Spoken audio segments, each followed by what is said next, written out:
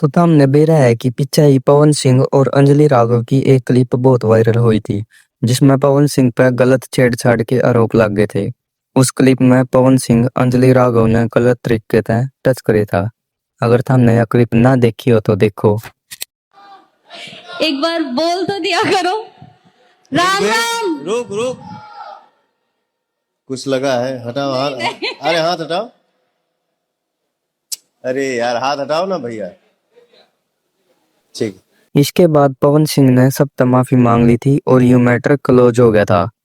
लेकिन अब कुछ दिन पहले सपना चौधरी का एक इंटरव्यू होया है और उसमें सपना चौधरी था इस बारे में पूछी तो सपना चौधरी ने कुछ नो किया जिसकी उम्मीद भी ना थी।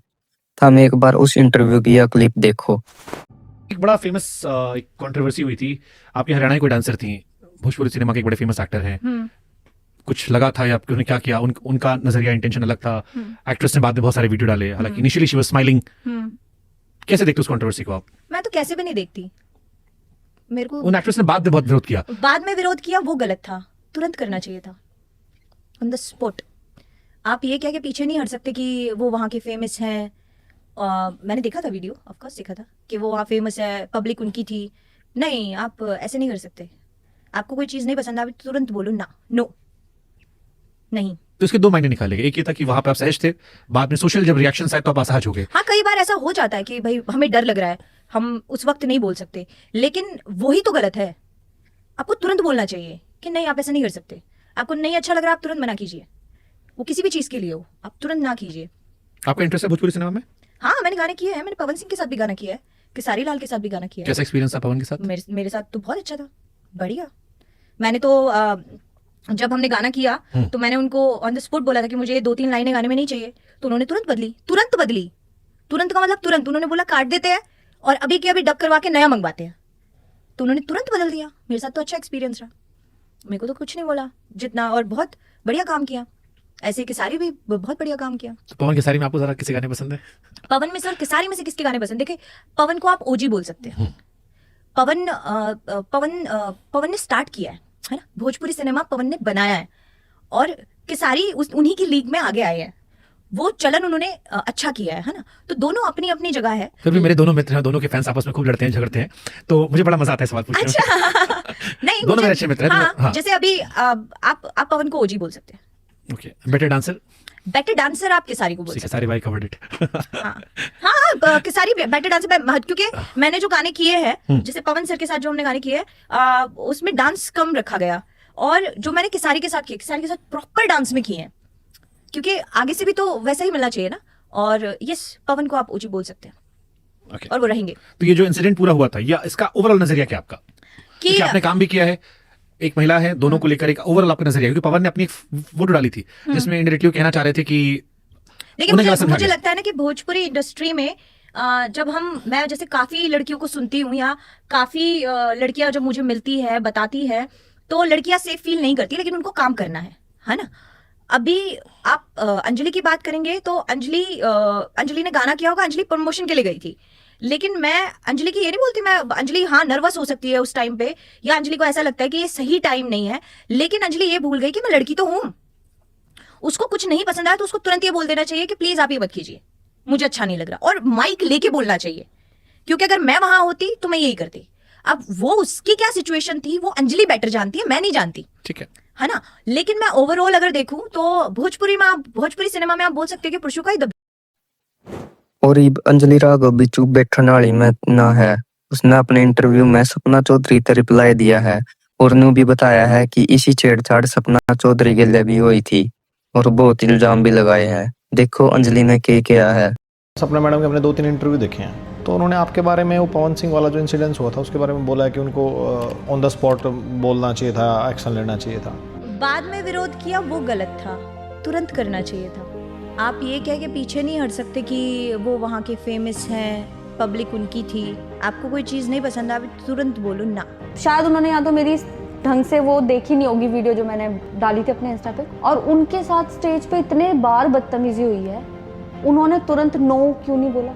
मेरे साथ तो फर्स्ट टाइम था, उनके साथ एक बार नहीं कई बार हुआ है। ये तो इससे भी बड़ी बड़ी चीज़ हुई, पर उन्होंने उस टाइम नो क्यों नहीं बोला? उस टाइम उन्होंने एक्शन क्यों नहीं लिया? उस टाइम उन्होंने थप्पड़ क्यों नहीं मारा?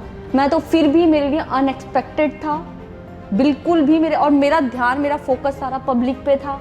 मुझे बिल्कुल उम्मीद नहीं थी कि ये जान के किया जा रहा है, मुझे टैग का लगा और ये चीज़ मैंने क्लियर भी की। और तुरंत नो सपना के साथ तो ये भी हुआ है कि जितना मैं जानती हूँ कि ये जान के किया जा रहा है, मुझे टैग का लगा और ये चीज़ मैंने क्लियर भी की। और तुरंत नो सपना के साथ तो ये भी हुआ है कि जितना मैं जानती हूँ कि स्टेज पे उन पर गोली चलाई गई थी, उनके भाई पर भी चली थी, उनकी मम्मी पर भी चली थी, शायद सब जानते हैं, गोलियां चली थी। वो कह रही हैं कि भाई जो भी है उसी टाइम नो कह दो। मैं अपने साथ अगर 3-4 लड़के लेकर जा रही हूँ और वहाँ पब्लिक उनकी है, मैं यूपी का माहौल जानती हूँ, मैं खुद भी यूपी से हूँ क्योंकि कानपुर से, वो फर्रुखाबाद से, तो हर घर में होती है गन। तो जहाँ इतने सारे उनके बुलाए हुए लोग, उनके कट्टर फैन जो भगवान मान रहे हैं उनको, और वहाँ उनके साथ पुलिस वाले सारे उनके सपोर्ट में सब खड़े हैं, वहाँ मैं कोई एक्शन लेती हूँ तो हो सकता है मुझे कोई कुछ ना करे, लेकिन जो 4 लोग फिर मेरे फेवर में लड़ते, क्या उनको वहाँ से ठीक ठाक, मैं मतलब किसी का बेटा अगर गलती से भी किसी को कुछ हो जाता तो मैं यहाँ पे आके किसी माँ को क्या मुंह दिखाती, मैं साथ लेके गई थी। और रिव्यू विवाद देखकर सपना चौधरी के हेटर बहुत गर्म हो रहे हैं। एक हेटर ने तो अपने सपना तक रिकॉर्ड सुना रखी है, देखो। ये है हरियाणा की मशहूर डांसर सपना चौधरी जी, जिनको शायद मुझे आपको परिचय कराने की जरूरत नहीं है, लेकिन आज ये बात ये कह रही हैं कि मैं नहीं चाहती कि मेरे बच्चे मेरी पुरानी वीडियोस को देखें।